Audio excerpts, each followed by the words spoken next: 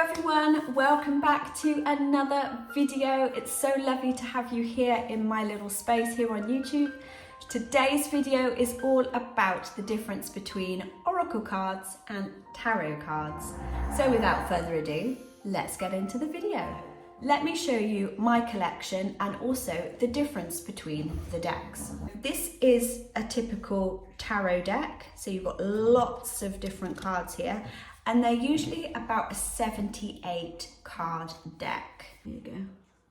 If you want a deck flip through, comment down below and I will do that for you in another video and we can have a chat about the deck. There are obviously other videos here on YouTube about it, but if you want me to do one, I'd be more than happy to, so please let me know. And we'll go into the difference between the decks in a minute, but we're just doing visuals for now. So that's 78 cards in a tarot deck, typically. Now, an oracle deck is very different. Again, so many different collections of oracle decks, and they do differ in terms of the amount of cards. Most boxes have on the back how many cards there are, so you can get a rough idea. So for instance, Rebecca Campbell's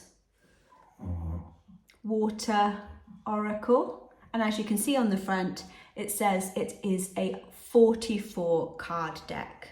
Okay, so that's her Healing Waters deck. And Rebecca Campbell's boxes are actually really unique because they come in triangles, and what that is that the top lid, if you wanted to get really into your oracle readings, you place your cards on the stand like so. So I don't tend to do that. I just put the box back together and put the box on the side. So with Rebecca Campbell's decks, you get 44 in the Healing Waters deck. The Starseed Oracle has 53 cards, so slightly larger. And the Rose Oracle has 44. So like I said, there's no set amount. It's whatever the creator wants to bring out. Oracle cards, as you can see, can be very different. They have usually a bar at the bottom here with some keywords and journal prompts, or just a few words that will help spark that connection and that reflection tool. Whereas with a tarot card, they each have their own name. So this is the Four of Coins. So just looking at the decks side by side, I mean, obviously there's a difference in size, for instance. So tarot cards are usually formed so that you can pop them in your hand and you can shuffle them really easily. So my hand's quite small, but you can see that that fits in quite nicely. Oracle cards tend to be larger. So there you go, there's a difference in size. You just put them over each other. So that's quite a lot bigger, and my hand compared. So it's harder, I find, if you've got small hands especially, it's harder to shuffle oracle cards compared to tarot cards. But then that is because oracle cards, you tend to not ask it so many questions. It's more of a reflection or even like an affirmation or message for the day. So I typically use oracle cards just for a message for the day. So I'll pull one every morning and that will be my affirmation or message for the day. Tarot is very different in that you will shuffle the whole deck, and as you're shuffling, you will be asking specific questions. So you will be asking, will I get that job that I've just applied for? Yes or no? But not only that, but you have to be very specific with tarot. So if you have a boy or a guy that you like, is this man attracted to me? Will we make a good, successful relationship? How are his energies right now? How are my energies right now? Do we align? And what is the potential outcome should we say yes to each other? So that's quite a lot of definitive questions, but that might be question one, if that makes sense. So you might have 2 or 3 different cards that come out from that collection of questions, but they all relate to each other and they give you the overall energy of whether it's going to be something that's in your favor or not. then the next collection of questions might be, okay, this obviously isn't the right thing that's coming forth from me from the cards that you've pulled. In which case, where do I go from now? What do I need to do in order to separate myself from this person that I've started to form feelings for? Is he going to leave me alone, or is he going to be a problem?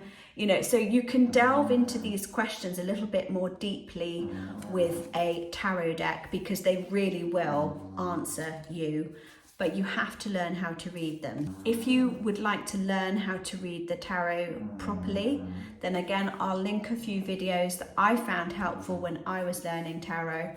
But if you would like me to make one, again, please go ahead and comment down below.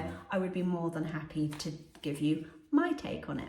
So for instance, this Rebecca Campbell deck is all about the healing waters. So all of the cards are water related. So they have all of these beautiful sort of collage artworks, and every single card has a title of the card and a prompt. So for instance, this one says, "Let it rain, allowing what is, inevitability and trust." What I love about oracle cards is that it's not so much of an in-depth exploration, even though they can be really poignant and to the point, and sometimes I take a gasp because I still ask the universe before I pull one. I will cleanse the deck first of all with some sage, or I love palo santo or palo santo, however you like to call it. So I will just hold it in the smoke and just cleanse the energy from the last time that I used the deck. And then I will just simply shuffle, ask my question. So for instance, Spirit, thank you for joining us today. What would you like to reflect with me today? What would you like to show me? Is there anything that I can bring on board to help with my day and my week? And you just keep on shuffling until something pops out. I'm a great believer that if something is meant to come out, it will. So you just don't let your mind wander, just keep focused with the deck, and you just keep connected with Spirit, and you just ask for a card to pop out. Sometimes it will. Ooh, see, there we go. See, that missed. So I take that as the one that wants to come out of the deck. So even though it's fallen on the floor, it's quite easy that I can use that one. So let's read it. Okay, so my card for today, should we do this together? I think it might be quite nice, is King Tide, plenty, prosperity, receiving the fullness of life. And this is where I say that it's uncanny. There you go. And that is the word that I had in my brain, no kidding you, this morning. I was doing the washing up, looking out of the window. I just said goodbye to Mel because he's gone down to the barn to work on the van today. And I was just like, wow, life is just so beautiful right now. I'm so blessed to have somewhere safe that I can stay while the van is being done. He can come back and rest and restore himself in between working. I can do my therapy still here. So prosperity, you know, it's definitely what's happening to me right now. So let's find King Tide. Here we go. This is what I was explaining with the lid earlier. So you can get different spreads using the lid. With a oracle deck, you get a book as well. Most tarot decks don't come with a book. Sometimes they do if they're a little bit more extreme or a bit more luxurious. I've got some decks that I'm selling at the moment by Danielle Noel, and both of her decks do come with a booklet, but on the whole, oracle decks come with booklets, tarot don't. Rebecca Campbell in her books organises the cards alphabetically, so you just work through and find the card that is alphabetically categorised. So King Tide, an especially high tide that occurs several times a year when the moon is either new or full and is closest to the earth in its monthly orbit. The king tide swells the waters of the world. The king tide is a time of plenty and abundance. It's a time when everything seems to be at its fullest and most alive. This card delivers a message of receiving all that you've created, of opening yourself up to truly enjoy the bounty of where you are while it's here. See what I mean? Like in summer, when the days are at their longest and our energy seems to be at its fullest, we're encouraged to embrace all of life with open arms, to receive wholly and fully while we can. Perhaps you've been working toward this moment for a very long time. Yeah. This is your reminder to enjoy it while it's here, to welcome all that knocks on your door, to experience all that life has to offer you right now. This is the card of full blooming flowers and the season of summer. Enjoy the fruits of your labour, lie on the soft grass and take in the view. Do what you love and what makes you come most alive. Relish everything about this moment. What you're longing for is ready for you to embrace. Be ready to receive. And then usually she also has a little soul inquiry, so journaling prompts as well if you wanted to. So she asks, what have you been working towards? How can you open yourself up to receiving it more fully now while it's here? So this is why I love Rebecca Campbell's stuff, because it's just, every time I pull a card, it's just right on the nail. And I just love the art style as well. Going into the tarot then. So tarot is actually separated into two areas, the major arcana and the minor arcana. So the major arcana are not the houses. So in tarot, you have coins or pentagrams, you have wands, swords and cups. So those are the four houses, as it were, and each one of those relates to the different elements. So coins, which is pentacles, for instance, is earth. So you have coins, which is king, queen, page, 1, 2, 3, 4, 5, 6, 7, 8, 9, 10. So that's one house. So that's the house of coins. Then you've got swords. So king, queen, page, 1, 2, 3, 4, 5, 6, 7, 8, 9, 10, ace with swords. So you've got swords there. So that's air. The element of air is swords. Then you've got wands, which is, again, exactly the same amount, and king, queen, ace, 1, 2, 3, 4, 5, 6, 7, 8, 9, 10. And wands is the element of fire. I mean, not all the pictures depict the element, but once you get to know which each category is, you begin to learn. So water, air, earth, fire, they all have those characteristics to do with the elements. Cups is water, and cups is all about the emotions, being more heartfelt and being more turbulent with the waters. You know, it's very fluid, it's very governed by emotions. Wands is fire, so it's very, hot, it's very passionate, it's very driven. Swords is air, so again, it can be quite changeable, quite fluid, a bit lighter energy. And then coins is very much practical and earthy and sort of steady. And you can implement it, by doing hard work. So once you learn sort of the elements of the different cards, you can then delve in deeper to the individual cards. And most of the cards have some form of depiction that can relate to the Rider-Waite style tarot, which each card again has its own sort of keywords or reflection tools that bring forth a certain energy. And then also what I love about collage decks like these ones, for instance, like this is 10 of Swords.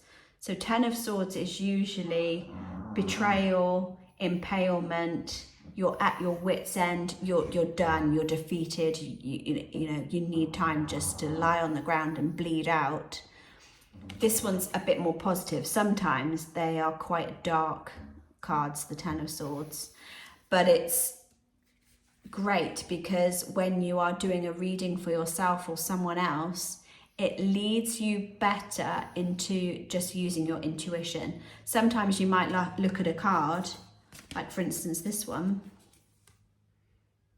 and get a message straight away. Again, you'll use your intuition more and more, and you'll listen to those downloads and those messages that you'll get from Spirit when you start working with tarot a little bit more. With oracle cards, when you pick up a card, it's more of a reflection tool of what energies you're already feeling, and it helps you get them out and connect. But with tarot, you're actually getting a message from the divine and from your higher self in more of a clearer sense, if that helps. So again, if someone gets this card pulled for them, they might be going on a boat journey, they might not, they might have a memory or a dream that they've dreamt of a certain boat of this style. The shells might invoke a childhood memory that they used to collect shells. You're able to really lean into your intuition and your divinity and your psychic abilities the more that you get used to them, and you just have to lean in and trust them. There's no right or wrong way with reading tarot is what I find. You know, some of these, they are just really dreamy, you know. And I mean, the reality of someone floating in the ocean with butterflies all around them is not based in reality in this physical world, but in the dreamlike world, in the emotional and the spiritual world. Sometimes you need these pictures to express things, or you have something that sparks a memory by seeing these images. So it really is individual, and it cannot be replicated from one person to another. It's so individual, and that's why I love the tarot so much. And this deck, honestly, it is just stunning. So if you want me to do a walkthrough with this deck, please let me know and I will do that. I will also be bringing tarot readings forward if you want on this channel. Haven't really decided if I want to do that here or on my Patreon. I guess time will tell, and maybe you guys can let me know down in the comment section. But that is my initial summary of tarot deck versus oracle deck. That's the difference between a deck as well. So you've got quite a lot more in a tarot deck than you have an oracle deck. So that is my comparison between an oracle deck and a tarot deck. So I hope this was of some help for you. I do have a new Patreon area, so if you want anything extra or behind the scenes, I have been posting loads more content over there, so I'll link that down below. It's only £5 a month, and I'll be bringing more about oracle readings and future readings going forward. Thank you so much for joining me in this video explaining the differences between oracle and tarot. If you have anything further to add, please let me know down below. And if any of these decks that you have, what you think of them, what you love about them, and if you have had your eye on any of these and I've helped you make a better decision, please let me know. Until next time, guys, thank you from the bottom of my heart for joining me today. Breathe in life, and I will see you next time. Namaste.